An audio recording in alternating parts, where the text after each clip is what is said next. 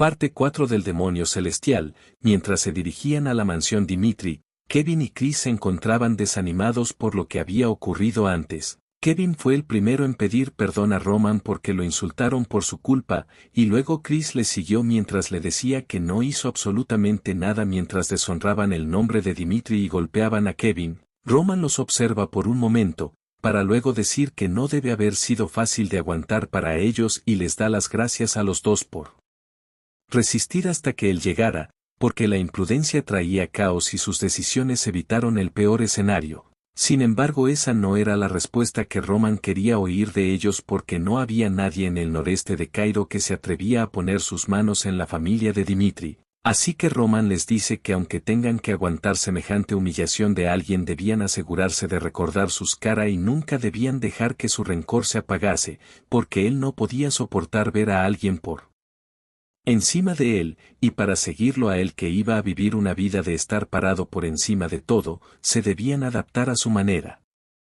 Ya en la mansión Dimitri, Anse le había llevado a Roman toda la información sobre la familia Barco, que encontró el gremio de información Luna Negra. Según el gremio de Luna Negra, los movimientos recientes de la familia Barco eran bastante inusuales. Roman observa la información, la cual contenía que Barco era una familia que se asentó en el noreste por un poco más de un siglo. En el momento en el que empezaron a subir como la potencia en la región fue alrededor del punto en el que alguien de la familia Barco entró al gobierno central. Roman dice que su fuerza militar no parecía ser demasiado fuerte tal y como había investigado, y Anse le responde que para ser honesto estaba sorprendido, porque como tienen tan alto estatus esperaba que su fuerza militar también fuera poderosa, a lo que Roman le responde que eso solo demuestra lo poderoso que era el gobierno central. El continente Salamandra consiste de 2 imperios y 6 reinos, y entre ellos se encuentra el reino de Cairo, que es pequeño y débil. Pero como comparte sus bordes con todos los otros reinos, teniendo la cadena montañosa al noreste, experimenta muchas invasiones de poderes extranjeros desde hace mucho tiempo. Y como se escondían enemigos poderosos afuera de sus bordes, no tenían otra opción más que unir fuerzas con el gobierno central para poder sobrevivir, por lo que este tipo de sucesos le dio al gobierno central un gran poder, donde su autoridad sobre el reclutamiento era absoluta, donde si una familia noble rechazaba el reclutamiento es considerada insurgente y se envían soldados inmediatamente. Y después de someter a los insurgentes y confiscar la tierra como posesión del reino, los señores vecinos que asistieron al sometimiento son recompensados con una porción de la tierra, y el resto se concede a un nuevo aristócrata que sea obediente al gobierno central. Y ese sistema de influencia es lo que le dio a Barco una fuerza intangible a través de la conexión con el gobierno central. Anse quedó sorprendido porque no podía creer que haya llegado hasta ese punto. Y Roman le responde que así es como pudieron conseguir un préstamo tan grande del Banco de Oro, además de que se enteró de que Barco había tomado el préstamo con una garantía de crédito sin ningún tipo de respaldo, y el dinero adquirido fue usado en la compañía de mercenarios Berger.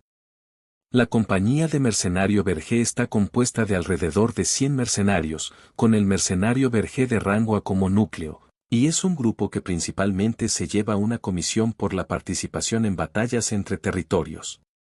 Anse le dice que considerando que Barco estuvo alistando a su gente recientemente, se espera que lance su ataque contra Lawrence en medio mes.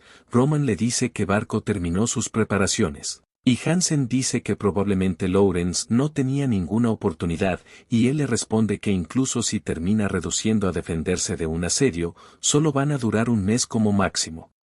El prota piensa en lo que le dijo a Anthony Barco, que él no iba a interferir en su asunto relacionado a Lawrence, pero para que Roman Dimitri siga viviendo no puede dejar a los Barcos así nada más, y menos si lo amenazaron. No importaba cuánto incremente Barco su fuerza, no eran competencia contra Dimitri, era una tarea simple ejecutarlo si pedía prestado la fuerza de esta familia, pero eso no tendría sentido. Aparte del hecho de que los Dimitri tienen un origen en común, los nobles del noreste no consideran a Roman Dimitri como una amenaza. Lo que necesitaba ahora mismo era una oportunidad para subir a un escenario más grande como lo había hecho la última vez. Así que le dice a Anse que necesitaba encontrarse con su padre ahora mismo, porque era hora de cobrar lo que le prometió la última vez.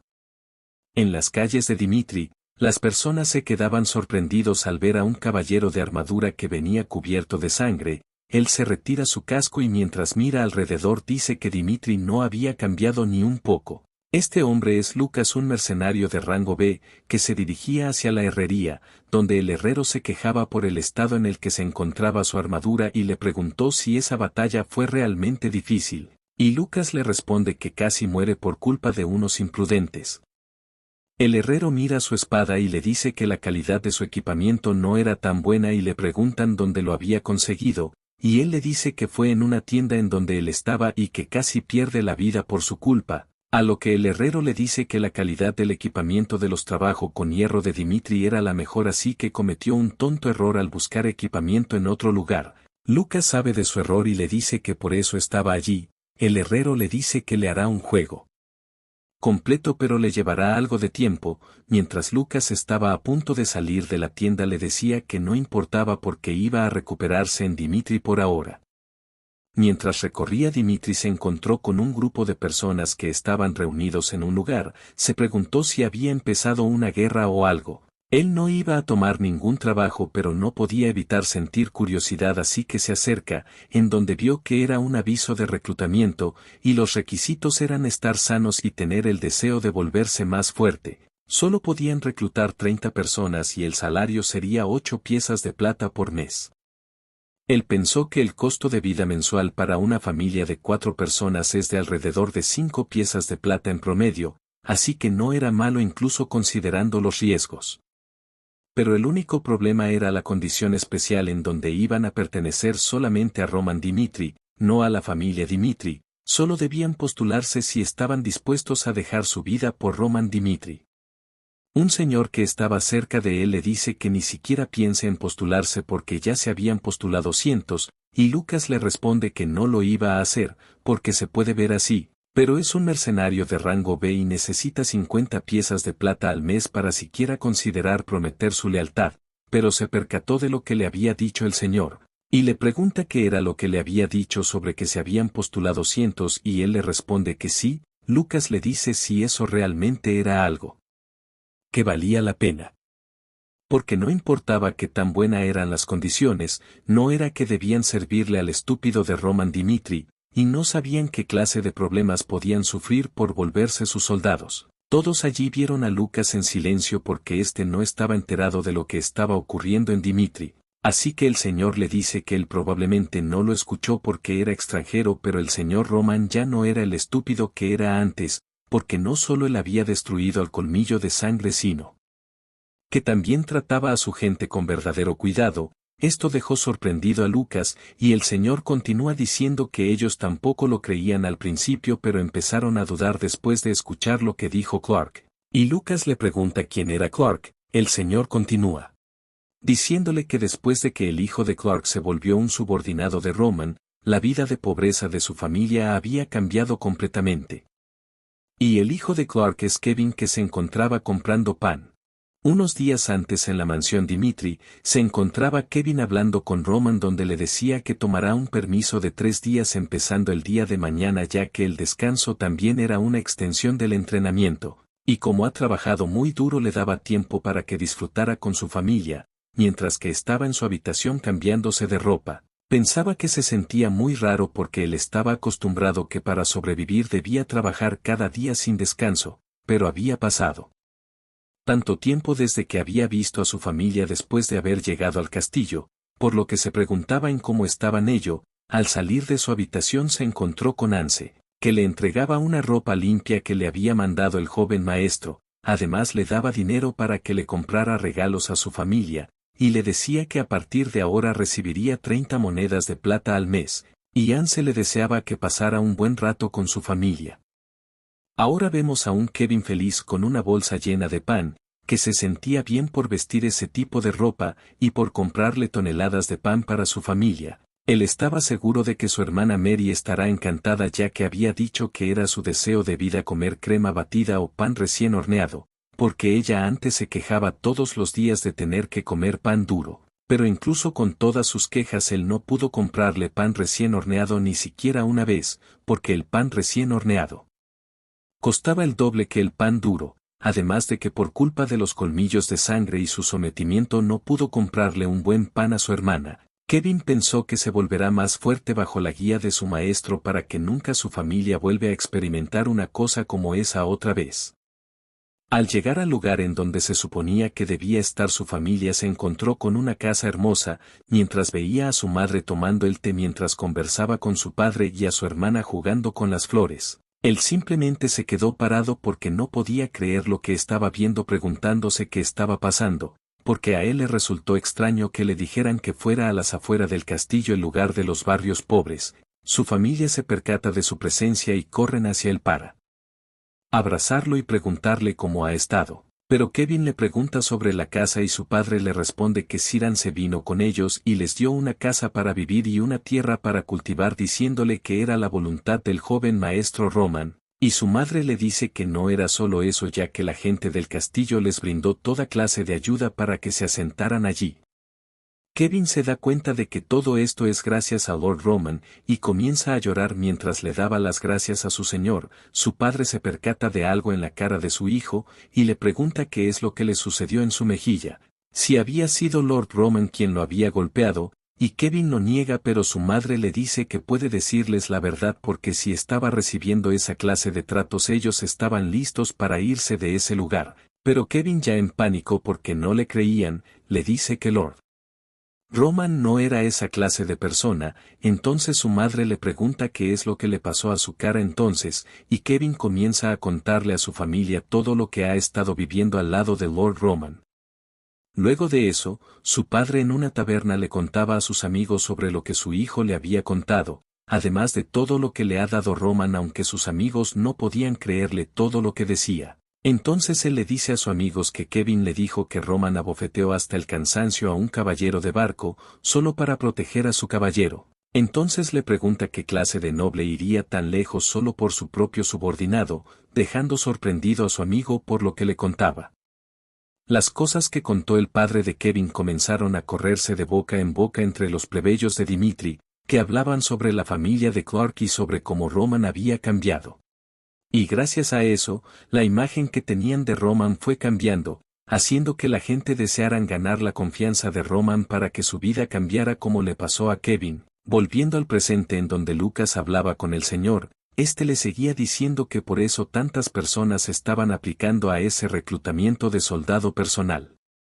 Lucas se preguntó qué era lo que estaba pasando ya que eliminó al colmillo de sangre y también ese incidente en la fiesta social.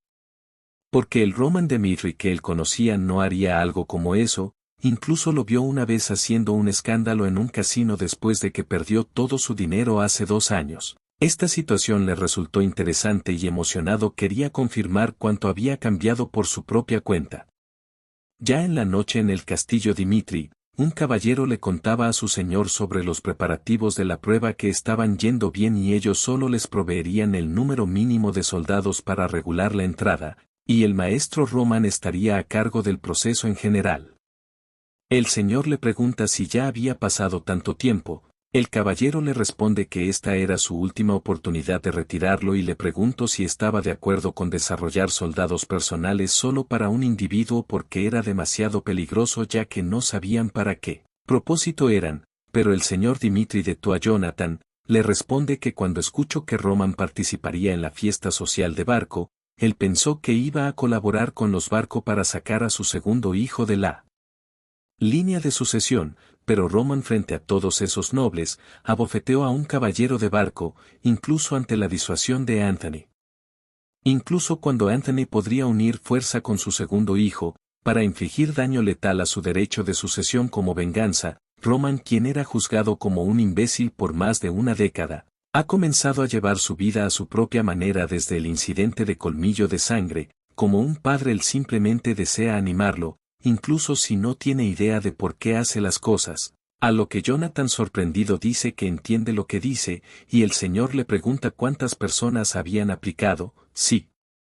50 o 100, porque considerando su reputación lo que sea encima de 50 sería un alivio, lo que Jonathan le responde que se estima que son más de 500 personas. Esto dejó muy sorprendido al señor Dimitri que no esperaba una cantidad tan grande de aplicantes.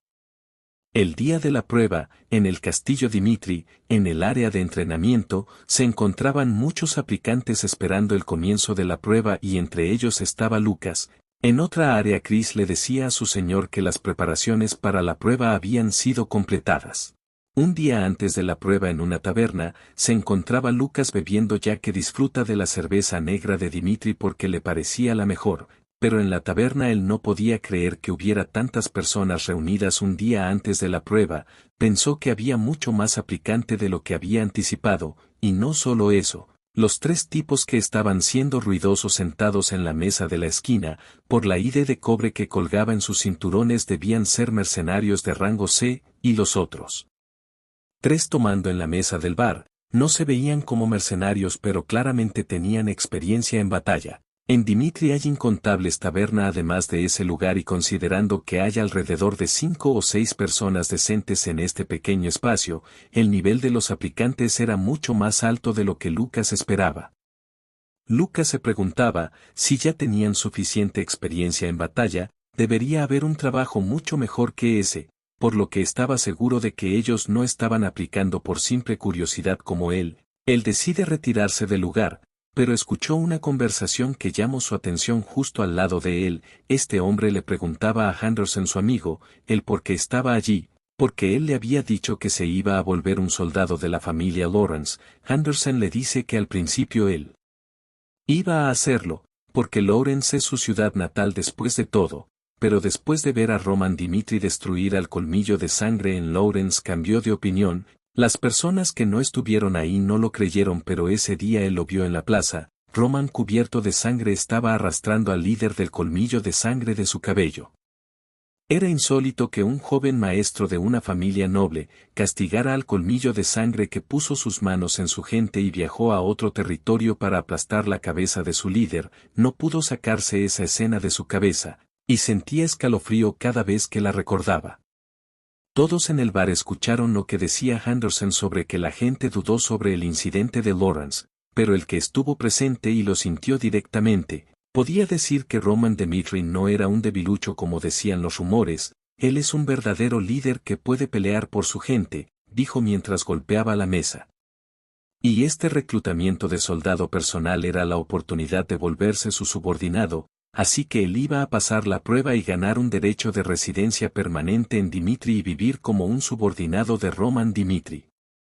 Lucas, que escuchaba todo lo que decía Henderson, pensó en lo que dijo sobre que él valía la pena dejar su vida por él.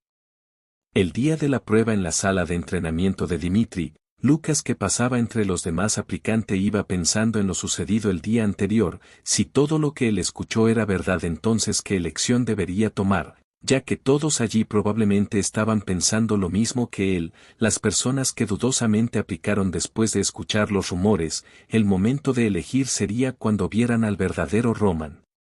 El ambiente se volvió silencioso de repente, y era porque Roman Dimitri estaba entrando en el lugar, con su cara seria y un porte imponente. Las personas inmediatamente hicieron reverencia. Esto dejó a Lucas sorprendido porque a nadie se le dio la orden, pero todos inconscientemente bajaron sus cabezas e hicieron un camino para él. Así que los rumores eran ciertos. Roman les pide que levanten sus cabezas, y les dice que como fue revelado en el aviso, él seleccionaría a 30 soldados que pelearían por él hoy, pero antes de comenzar tenía algo que decirles a todos. El Roman Dimitri no tenía planes de vivir sus días encerrados en un territorio remoto, porque constantemente estaría en batalla por una posición más alta de la que tenía en ese momento, y una batalla con su vida en juego no podía ser evitada en el proceso. Por eso es que cualquiera que estaba planeando seguirle sin una firme resolución debería regresar ahora. Lo que deberían pensar mientras sus cabezas vuelan en el campo de batalla, no es el resentimiento hacia él, quien los envió ahí, sino solo arrepentimiento de que no fueron capaces de presenciar a él, con la cabeza en alto como el más poderoso del continente a su lado. Todos allí se quedaron en silencio escuchando lo que Roman decía, y Lucas pensaba en qué demonios estaba hablando, porque olvidando en ser el más poderoso en el continente, él es alguien cuya posición en su familia estaba en juego. Por lo que debería haber un límite para su arrogancia, pero por alguna razón él sentía como si en verdad pudiera lograrlo. Luego de terminar lo que quería decir, Chris se acerca para darle las instrucciones para su primera prueba. La primera prueba era simple: cuando un aplicante separe la ubicación designada, ese arquero de allí les dispararía 3 flechas. La flecha puede solo rozarlos o ser clavada en la placa detrás de ellos, o incluso golpearlos directamente e infligir una herida fatal, por lo que aquellos que no se muevan una pulgada mientras las 3 flechas son disparadas pasarían la primera prueba. Entonces Chris llamó al primer aplicante y le pidió que se moviera al lugar designado. El siguiente aplicante que estaba cerca pensaba en si en serio les apuntarán con las flechas, porque hablando lógicamente, ¿quién en el mundo llevaría a un aplicante de soldado personal a su muerte en una prueba? Por lo que él estaba seguro de que el arquero era extremadamente habilidoso y nunca cometería un error.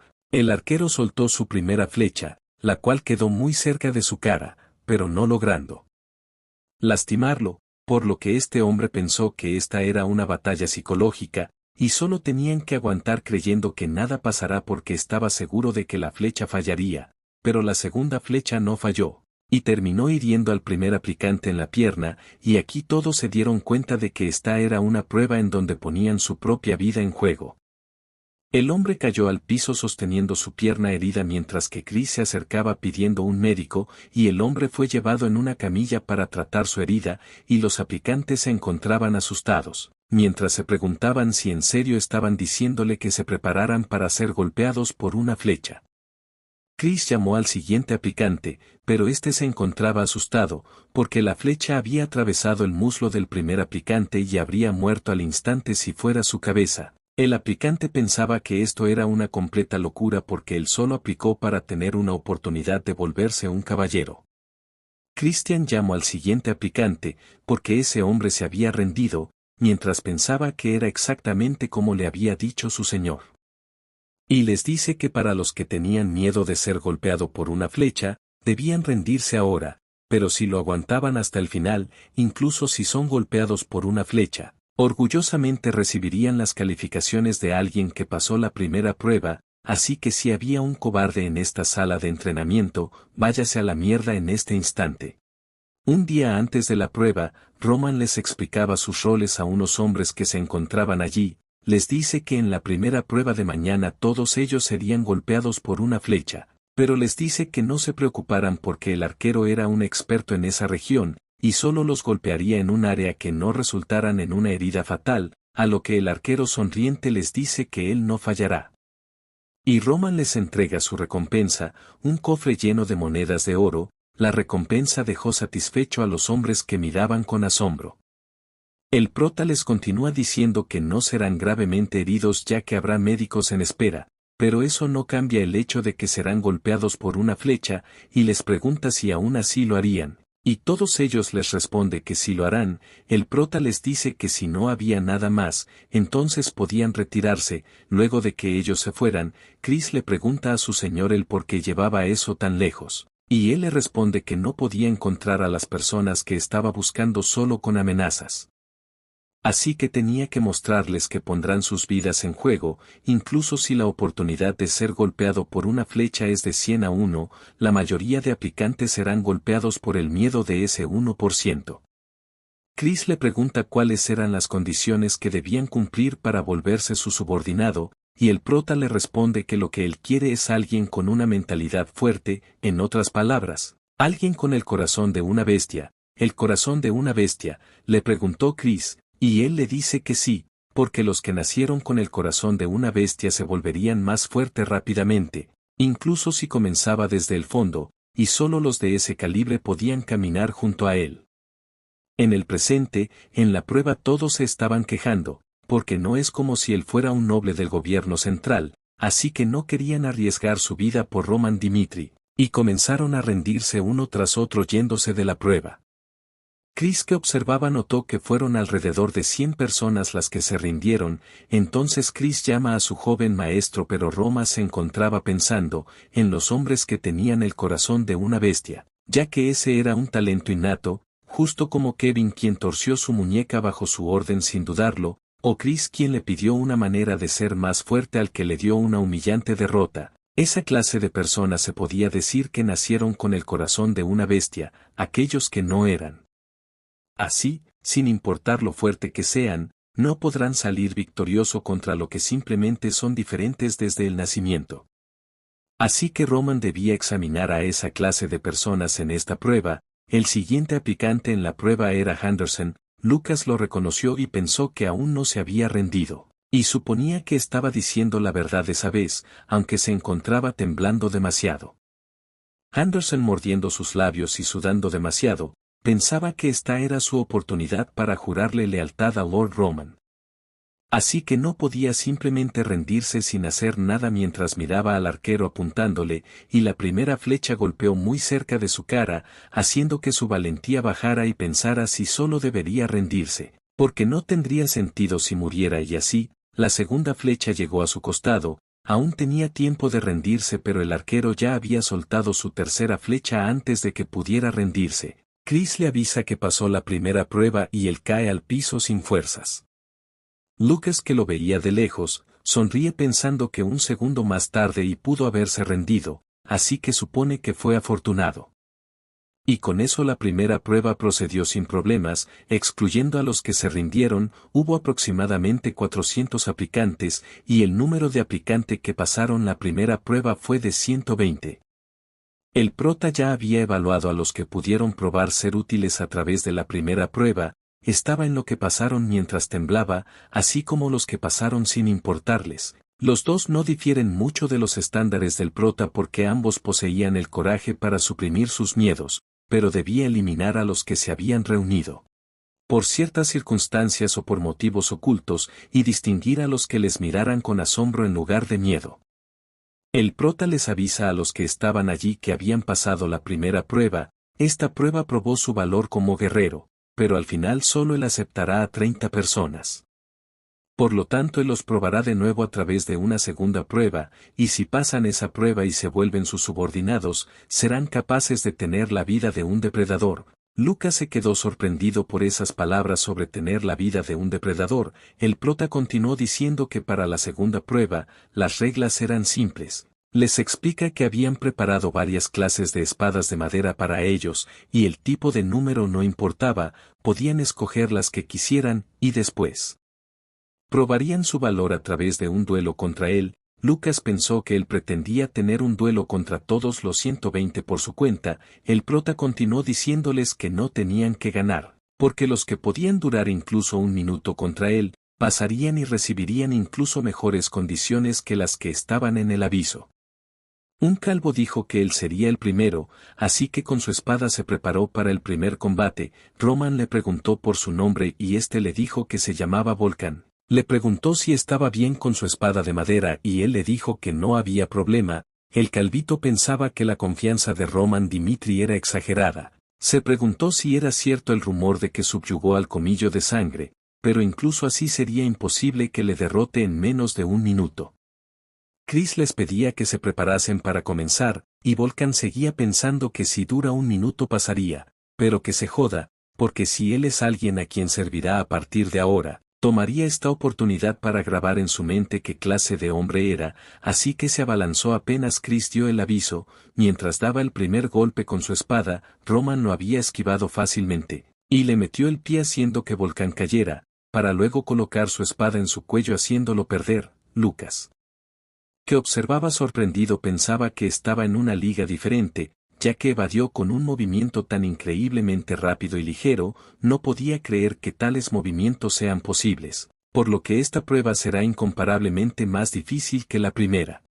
En el momento en el que Volcán perdió al instante contra Roman, las personas pensaron una cosa, y era que Roman es fuerte. Sin embargo, mientras los duelos se repetían y el tiempo pasaba, esperaban que fuera más fácil enfrentarlo mientras se cansara. Una hora pasó desde que la segunda prueba había comenzado, y 60 duelos. Hasta ahora todos fueron derrotas, ni un signo de fatiga, y lo que había dicho antes de que la prueba comenzara sobre si pasaban esa prueba y se volvían sus subordinados, serán capaz de tener la vida de un depredador. Finalmente todos se dieron cuenta a qué se refería con eso. Roman era un depredador, que podía vivir como quisiera en el mundo de la supervivencia del más acto, y cuando lo veía sentía como si sus palabras pudieran volverse realidad. Ahora mismo, mientras Roman sigue siendo considerado el imbécil de Dimitri, Este era un momento que podría ser la única oportunidad de por vida de volverse el subordinado de Roman, pero como se supone que debían enfrentarse a ese monstruo. En los duelos nadie quería pasar hacia adelante, por lo que el prota les dijo que si no pasaban al frente todos allí fallarían. Lucas es el único que tenía el valor de enfrentarse a esta bestia, por lo que da un paso al frente. Lucas se presenta y le dice que él era el aplicante número 61, y mientras lo observa él solo podía pensar en que Roman Dimitri era un monstruo, porque dejando de lado sus abrumadoras habilidades marciales, no podía creer que podía influir tanta presión solo con la atmósfera. Roman es una persona completamente diferente a como él lo recordaba, justo como él dijo, no se quedará pudriéndose en una región remota como esta, él seguiría adelante para dominar el continente entero. Lucas estaba seguro de eso. Por lo que él pensaba que no importaba una mierda los 8 de plata, él confirmaría si lo que Roman dijo era verdad en solo un año. Y para hacer eso primero debía pasar esta prueba.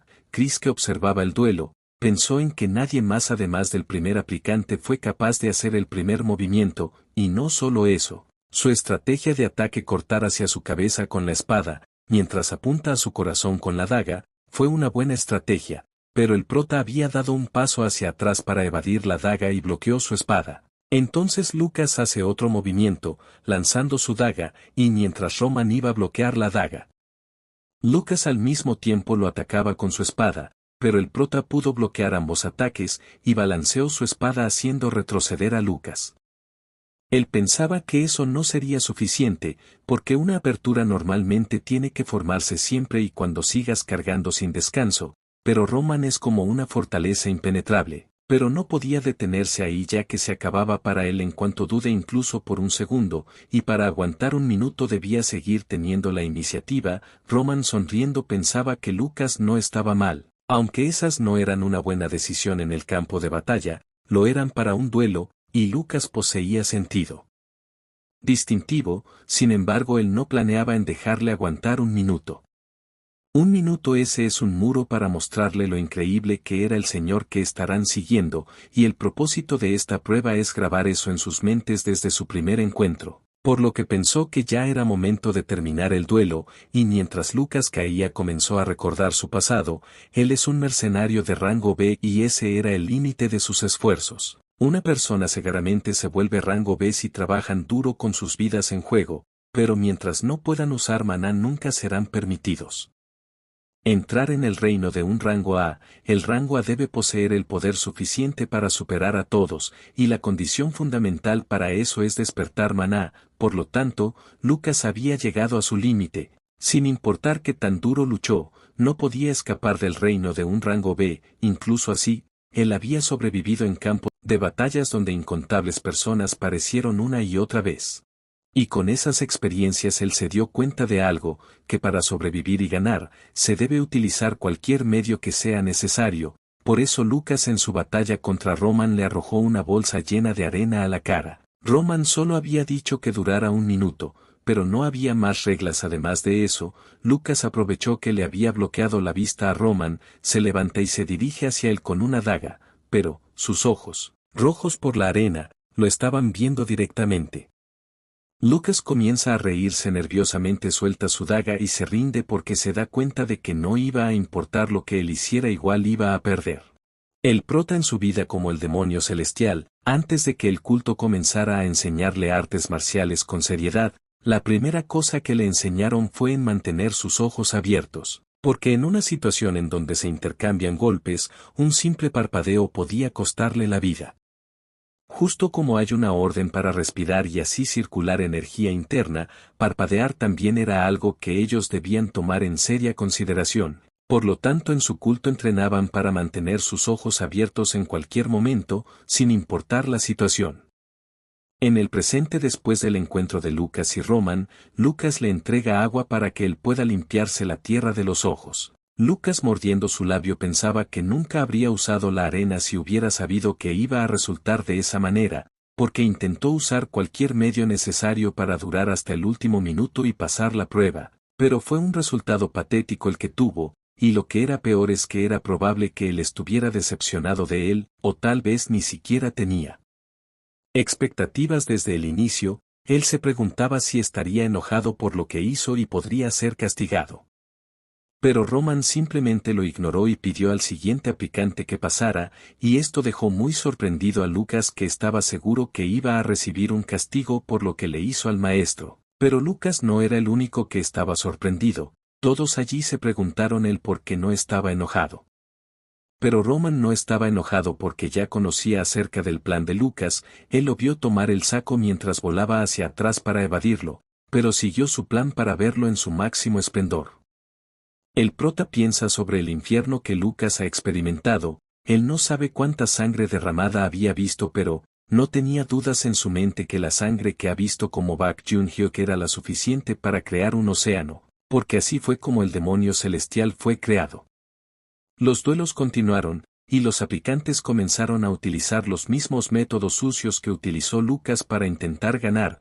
Chris, que veía este duelo, pensaba que Lucas puso el precedente. Y ahora cada aplicante está usando cualquier medio necesario para intentar durar hasta el último minuto, pero Roman no se los dejaba fácil a quienes usaban esos medios y era mucho más duro con ellos. Lucas, que aún seguía allí viendo los duelos, pensaba en que una jugada sucia no era una condición para descalificación, pero en cuanto cruzan la línea el maestro Roman no mostraba piedad, por lo que si no se hubiera rendido habría terminado de esa manera también. En cualquier caso, lo que veía Lucas no tenía sentido. Ya era el duelo número 100 y habían pasado 2 horas desde que comenzó la prueba, pero Roman no tenía ni una simple gota de sudor y su respiración estaba perfectamente estable. Roman en ese momento pensaba que al borde de la muerte ningún enemigo se contendrá con él solo por estar cansado, y sus movimientos se volverían bruscos una vez que su respiración se vuelve inestable, por eso no tenía otra opción que dominar el cómo pelear, inhalar y exhalar,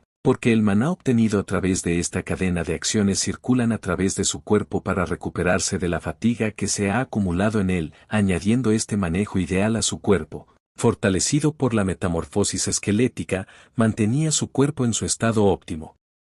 Hubo un tiempo, en ese entonces, cuando el prota estaba conquistando el Murim, él estaría en combate 3 días y 3 noches seguidas, por lo que no había manera en la que su resistencia sea drenada por un sparring tan ligero como ese. Al cabo de unas horas, Chris les pide a todos que se reúnan, y les dice que el número de personas que han pasado la segunda prueba es de 0, sin embargo eso no significaba que no habían aplicantes exitosos, porque 30 de los 120 de ellos serían seleccionados e informados en una fecha posterior, así que Chris les dice a todos buen trabajo y podían retirarse. Ya en la noche, después de haber analizado a todos los aplicantes, Roman entrega a Chris una lista de los que fueron exitosos y que a partir de ahora él estaría a cargo de entrenar a esas 30 personas. Chris le dice que está de acuerdo y toma la lista, para luego observar cuáles fueron los aplicantes exitosos. Volkan fue el primero en la lista. El hombre que había desafiado el joven maestro de primero, y Chris pensó que lo pudo haber puesto allí por su coraje en alta consideración. El siguiente era Henderson, y él pensó que no tenía nada de especial, pero el joven maestro pudo haber visto algo que él no pudo, y dejando a ellos dos de lado, todos los demás eran entendibles, pero un nombre llamó la atención de Chris, y le preguntó al joven maestro si Lucas también había pasado, y él le responde que sí, y le pregunta si había algún problema. Chris le responde que admite que Lucas era más talentoso como un mercenario de rango B, sin embargo no solo cometió juego sucio durante la prueba de duelo, sino que decidió rendirse sin pelear hasta el final. Se rindió en el momento en que juzgó que había perdido, así que consideró que era un hombre que solo les traería daño en el campo de batalla, ya que al ser mercenario no tendría honor, por lo que abandonaría a sus camaradas y haría lo que sea para sobrevivir, y si va a ser responsable de esos soldados no lo podía aceptar. Roman lo interrumpe y le dice que por eso es que lo pasó, y Chris le pregunta a qué se refiere y él le responde que como él dijo, Lucas podría ser un cobarde que no sabía nada de honor, pero en una situación donde nadie pensaría en hacer un juego sucio, él pensó en una manera realista para enfrentarle y actuó. Y esa clase de personas son las que en realidad brillan en el campo de batalla, porque constantemente buscan una manera de sobrevivir, y encuentra una manera de salir sin importar lo que se necesite. Roman le dice a Chris que le deje hacerle una pregunta a cambio, ¿cómo podía estar seguro de que Lucas Traicionaría a sus camaradas solo porque cometió juego sucio, y Chris recordó lo que el capitán Jonathan le había dicho: los que sobrevivían en el campo de batalla no eran caballeros como tú o yo que puedan usar aura. Solo los que tranquilamente encara cada situación y actúan de acuerdo a ella son capaces de sobrevivir hasta el final, así que mantén eso en mente. Sin importar qué tan fuerte caballero seas, siempre hay una probabilidad de que seas asesinado por aquellos que se esconden en las sombras mientras esperan una oportunidad para atacar, por lo que Chris pensaba que ciertamente la decisión de Lucas fue realista. Un poco decepcionado de sí mismo, pensó que tuvo muy poca visión esta vez también. Así que le dice a su señor que por favor le diga una cosa más porque había algo que todavía no entendía. Todavía quedan 5 meses hasta que vaya al campo de batalla, y no es que los nobles sean arrastrados a la vanguardia solo porque fueron reclutados, y su pregunta fue el por qué ya reunía soldados, y él le dice que debería ser anunciado pronto. En otra escena vemos que en las tierras de Lawrence presentaban la declaración oficial de la familia Barco, dada por un mensajero, que decía que han estado esperando que Lawrence tome la decisión correcta mientras creían en su promesa del pasado. Sin embargo, debido a que traicionaron su honor como noble y su promesa con ellos, han decidido levantar sus espadas después de tanta paciencia, porque los pecados de Lawrence son claros: no pagaron la deuda dejada por sus ancestros, e incluso tuvieron el coraje de declarar que no dejarían su tierra que fue expuesta como garantía. Por lo tanto, le informaban a las personas del reino de Cairo a través de esta declaración, que si los Lawrence no pagaban sus deudas o entregaban su tierra que fue puesta como garantía en una semana, los Barco, con el permiso del gobierno central, declararían una guerra territorial contra los Lawrence. Chris lo ve con sorpresa y le dice que no iba, y el prota le dice que era correcto porque a partir de ahora ellos comenzarían a prepararse para meterse en la guerra entre los Barco y Lawrence.